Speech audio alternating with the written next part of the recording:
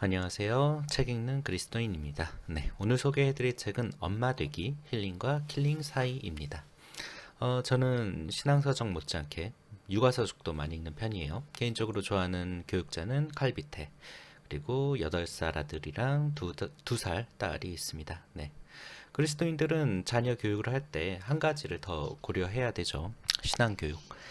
근데 막상 현실에서는 그냥 그저 하루하루 버티는 데 의의를 두는 날이 더 많은 것 같아요. 왜 그렇게 무력할까? 육아는 어쩜 이렇게 힘이 될까? 그런 이야기를 담아둔 책이 엄마 되기 힐링과 킬링 사이입니다. 이 책은 일정 수준 이상의 교육을 받은 중산층 엄마를 대상으로 관찰하고 상담에서 얻은 내용을 기록한 책이에요. 그리고 저자가 글을 잘 쓰셔서 가독성이 좋은 편입니다. 그리고 주요 독자층으로는 이제 막 애가 태어난 가정에서부터 초등학교 저학년의 자녀를 둔 가정까지가 되겠고, 그런 중선주를 둔 그 조부모, 그리고 아직 결혼을 안 한 결혼 준비하는 그런 부부들의 예비 부부, 아니면 자녀를 낳을 준비가 되어 있는 그런 부부들에게 이제 추천하는 책이라고 할 수 있겠죠. 저자는 목회자의 자녀이고요. 기독교인이고 외국에서 기독교 사회윤리학을 전공했고 이화대 연구 교수이기도 하고 주로 개신교, 여성, 한국 동아시아, 근대화 문화를 중심으로 연구하는 학자라고 책에 소개되어 있습니다. 그렇다고 뭐 이 책이 되게 학문적이기만 한 책은 아니에요. 그런 측면도 없진 않아요. 뭐 예를 들면 저자는 뭐 상담 과정을 거친 엄마들을 6가지 유형으로 분류를 합니다. 뭐 모성 결여형, 모성이 결여형, 자격 미달형, 자유부인형, 무한책임형, 천상 소명형, 지상 명령형. 네. 이렇게 6가지로 나누는데, 근데 저자는 한 가지 의문을 품어요. 이런 유형의 엄마들이 만들어지는 이 상황이 한국만이 아니라 어떤 이 기독교 전통과 문화 안에서 펼쳐지는 이 6가지 유형의 사람들이 과연 태생적인 모성 때문일까? 아니면 문화적으로 만들어진 모성의 형태로서 이런 6가지 분류가 나타나는 건가? 제 아내는 전업주부예요. 결혼 전까지는 줄곧 회사를 다니다가 결혼 후에는 일을 관두고 집에서 살림과 육아를 주로 맡아서 합니다. 근데 저자는 여기서 말하는 전업주부가 근현대적인 개념이라고 지적해요. 그 전까지는 다들 먹고 살기 바빴기 때문에 남녀 구분 없이 그냥 누구나 다 일을 했다. 또 어떤 경우에는 엄마가 노동해서 가정을 먹여 살리기도 했고요.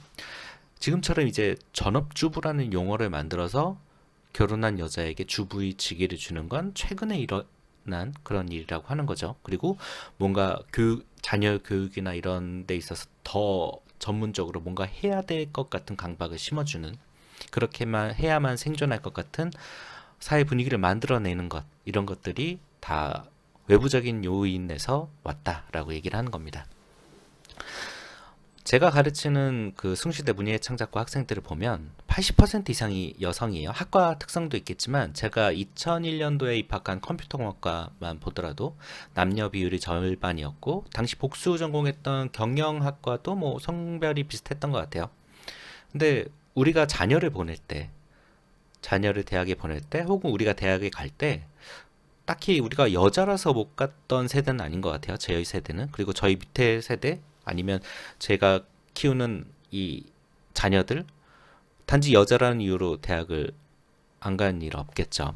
누구에게나 교육의 기회가 주어지고 원하는 학과에 들어갈 수 있도록 지원해 줍니다. 근데 결혼해서 아이를 낳는 순간부터 여성들은 위에서 언급한 6가지 분류로 나뉩니다.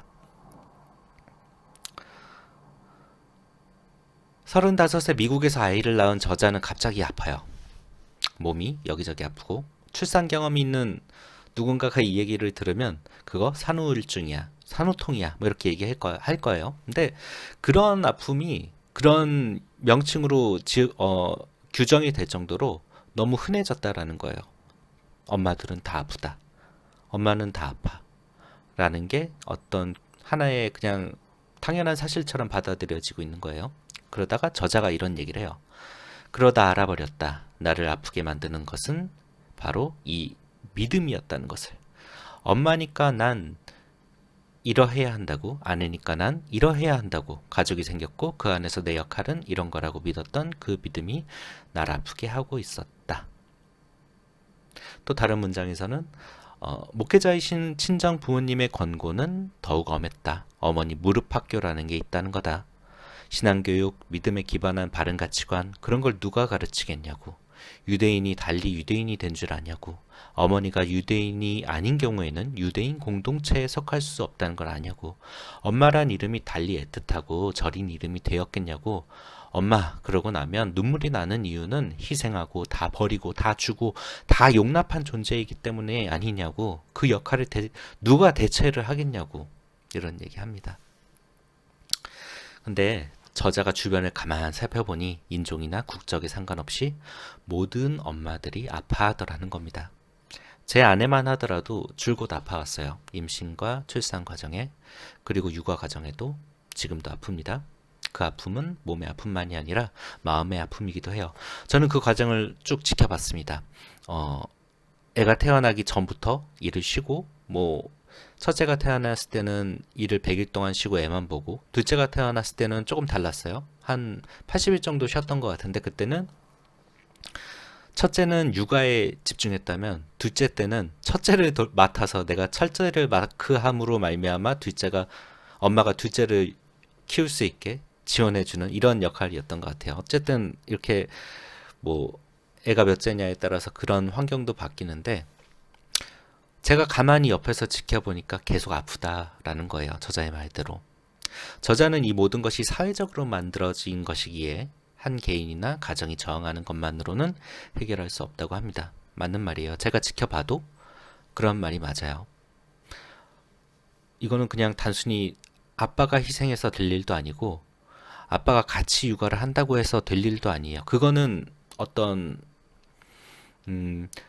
힘듦을 덜어내는 문제이지, 이 사회가 만들어낸 전체적인 힘듦 자체를 없애는 건 아니잖아요. 그런 의미에서 한 개인이나 가정이 저항하는 것만으로는 부족하다, 이런 얘기를 하는 거죠. 그러면서 기독교적인 해법도 제시해요. 어쨌든 이 책 자체가 기독교적인 가치관 안에서 육아를 얘기하거든요. 그래서 초대교회 공동체를 언급합니다. 저자는 내 것이 네 것이 되는, 내 것이 네 것이 되는 희생적이고 사랑을 나누는 시스템 속에서 우리가 고립된 것처럼 살아가는 육아의 과정을 이겨낼 수 있을 거라는 희망을 제시하죠.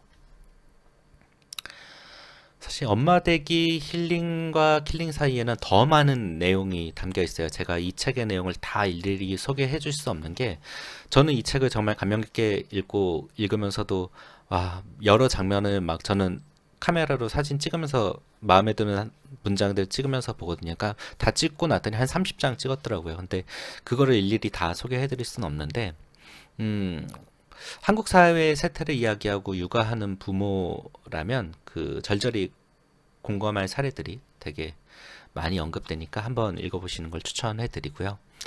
근데 혹자는 또 그렇게 얘기할지도 모르겠어요. 엄마만 힘드냐, 아빠도 힘들다. 알아요. 저도 힘듭니다. 네. 사무실에 홀로 나와서 눈물 쏟은 날도 많았고, 내가 과연 이 가정을 지킬 수 있을까 하면서 의심하면서 스스로 채찍질하는 날도 많았고, 저는 여성을 우대하자는 그 페미니즘을 주장하려는 게 아니라, 내가 내 아내를 돌보는 이유는 내 아내가 아파하니까, 내 아내가 내 가정에서 사회에서 약자라고 생각하니까, 제가 그래서 그냥 아내를 더 돌보려고 하는 것 뿐이에요. 또 반대로 저 또한 약자일 수 있잖아요. 어디를 가든 어떤 상황에서든 내 가정에서도 마찬가지고, 그렇기 때문에 아내의 도움을 받고 아이들의 사랑을 받으며 버텨내야 한다고, 그래서 우리는 똘똘 뭉쳐야 한다고 저는 그렇게 생각을 해요.